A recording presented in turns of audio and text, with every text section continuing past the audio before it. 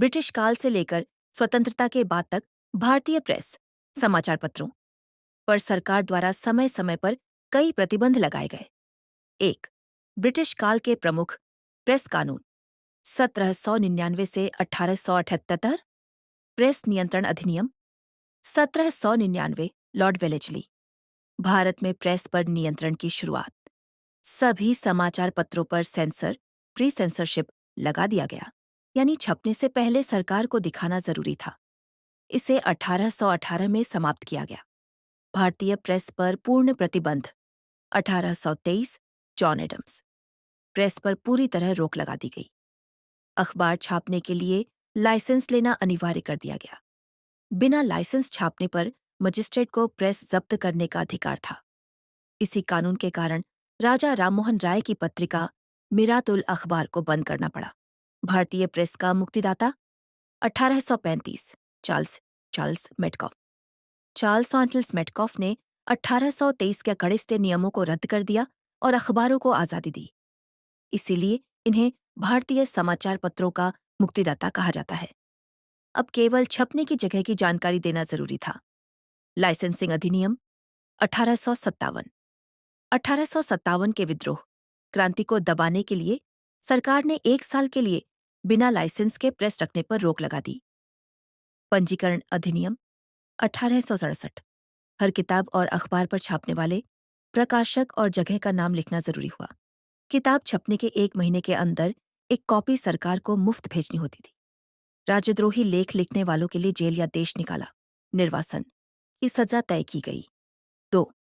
Vernacular press act और उसके बाद 1878 से 1910 vernacular press act 1878 Lord Lytton. इसे मुंह बंद करने वाला कानून भी कहा जाता है। यह मुख्य रूप से भारतीय भाषाओं के अखबारों जैसे अमृत बाजार पत्रिका, सोम प्रकाश को दबाने के लिए लाया गया था। बचने का रास्ता अमृत बाजार पत्रिका रातों रात बंगाली से अंग्रेजी भाषा में बदल गई ताकि इस कानून से बच सके। नियम अखबारों को लिखित देना होता था कि वे सरकार के खिलाफ नहीं छापेंगे और जमानत राशि सिक्योरिटी डिपॉजिट जमा करनी होती थी। जिला मजिस्ट्रेट का फैसला आखिरी होता था। इसे 1881 में लॉर्ड रिपन ने खत्म किया। आपराधिक प्रक्रिया संहिता CRPC 1898 सेना में असंतोष फैलाने या सरकार के खिलाफ भड़काने वालों को सजा का प्रावधान। समाचार पत्र अधिनियम 1908 मजिस्ट्रेट को अधिकार मिला कि हिंसा या हत्या को बढ़ावा देने वाले अखबारों की संपत्ति और प्रेस को जब्त कर सके। भारतीय प्रेस अधिनियम 1910 सरकार अखबारों से 500 रुपये से 2000 रुपये तक की जमानत राशि मांग सकती थी। कोई सामग्री आपत्तिजनक है या नहीं, इसका फैसला अदालत नहीं बल्कि प्रांतीय सरकार करती थी। राहत 1921 सर तेज बहादुर सप्रू की अध्यक्षता में बनी कमेटी की सिफारिश पर 1908 और 1910 के इन कड़े कानूनों को खत्म कर दिया गया। 3. स्वतंत्रता के नजदीक और बाद के कानून 1931 से 1951 भारतीय प्रेस संकटकालीन शक्तियां में अधिनियम 1931 सरकार को जमानत जब्त करने का अधिकार मिला। कांग्रेस के बारे में समाचार छापना गैरकानूनी बना दिया गया। इसके बाद 1932 में पड़ोसी देशों और 1934 में भारतीय राजा रजवाड़ों की आलोचना पर भी रोक लगा दी गई। समाचार पत्र जांच समिति मार्च 1947।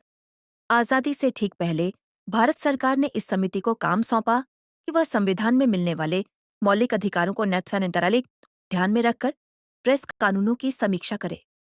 समाचार पत्र आपत्तिजनक विषय अधिनियम 1951 संविधान लागू होने के बाद अनुच्छेद 19(2) में संशोधन करके यह कानून लाया गया। यह अब तक का सबसे बड़ा कानून था जिसने पुराने कई कानूनों को खत्म कर दिया। इसके तहत आपत्तिजनक बातें छापने पर सरकार को प्रेस की जमानत जब्त करने का अधिकार मिला। विरोध और समाधान पत्रकारों और संपादकों के भारी विरोध के बाद सरकार ने न्यायाधीश एस राजाध्यक्ष की अध्यक्षता में एक प्रेस आयोग बनाया।